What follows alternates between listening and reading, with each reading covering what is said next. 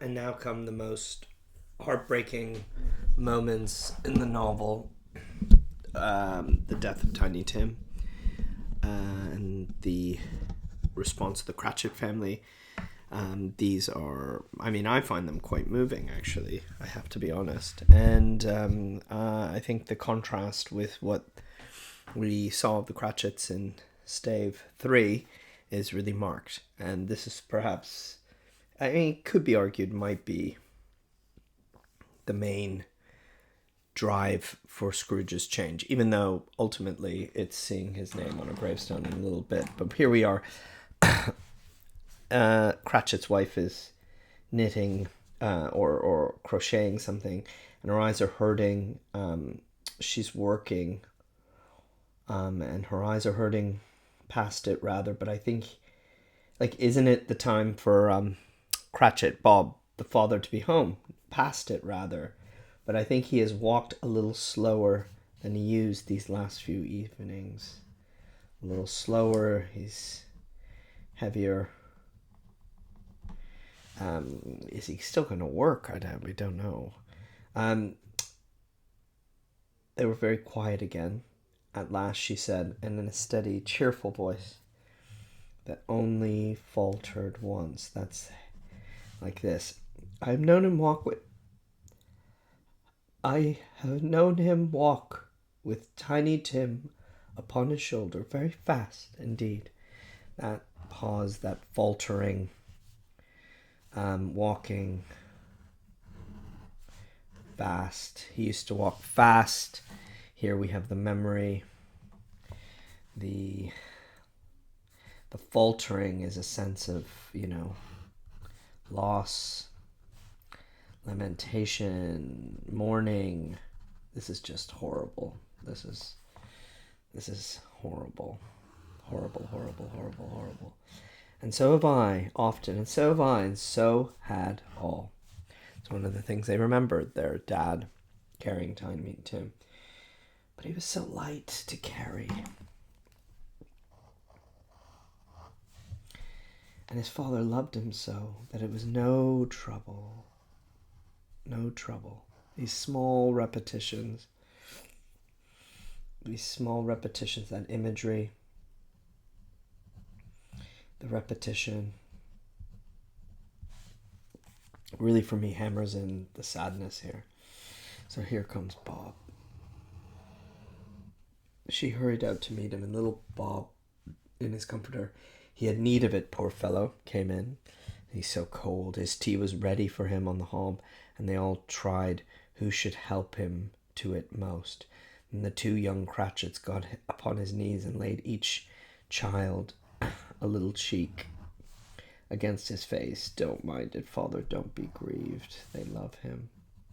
They love him, and they want to comfort him. Bob was very cheerful with them and spoke pleasantly to all the family.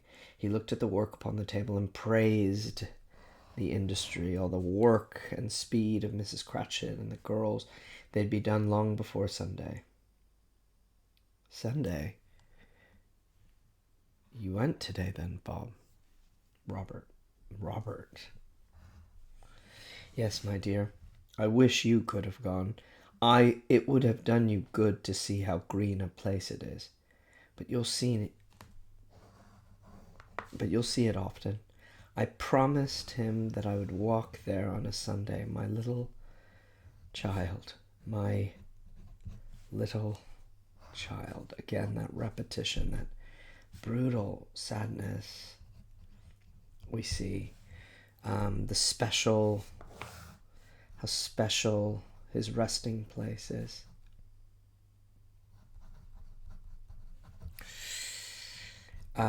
It's so sad. It's brutal. This lovely little character, innocent completely, captures our imagination in the novel, captures Scrooge's too, for sure. Then we get a really kind of like almost bordering on deeply macabre. The boy is still dead. I mean, the body's upstairs. He left the room and went upstairs into the room above, which was lighted cheerfully and hung with Christmas. There was a chair set close beside the child. There were signs of someone having been there lately. So people just sit, some people in the family, they sit there. Poor Bob sat down in it, and when he had thought a little and composed himself, he kissed the little face. I mean, it's very sad. He was reconciled to what had happened. He accepted. He accepts. He accepts it. They drew about the fire and talked, the girls and mother working still. Bob told them of the extraordinary, so this is like a switch here, the extraordinary kindness of Mr. Scrooge's nephew, that's Fred, who'd scarcely seen but once, who, meeting him in the street that day, and seeing that he looked, just a little down, just, Fred notices things. He notices people. He's the pleasantest spoken gentleman you've ever seen. I'm heartily sorry for it, Cratchit, and heartily sorry for your good wife. How he knew that, I don't know. Knew what? That I was have a good wife. Everybody knows that. Very well observed, my boy. So these jokes, these are little jokes. But I guess what we really need to see here is that Fred, just in his kindness, releases him of so much. Here again, as this book is kind of a business manual for leaders, it's important to be nice to people who work for you and who are going through issues and grieving. It's just, it's the right thing to do. And you have an important role in people's lives when they work for you, or when you have some position of authority to be kind and care. But we all owe that to one another. It means more to him, I guess, here that someone higher up says this. If I can be any service to you in any way, that's where I live. I mean, Fred's giving him, a real reach, a real help, for the sake of anything he might be able to do for us, so much as for his kind way, that this was quite delightful. It really seemed as if he had known our Tiny Tim and felt with us. This is what's crucial. Felt with us, okay? Fred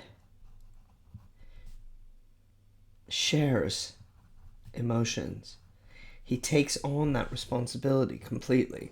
I think that's really important here.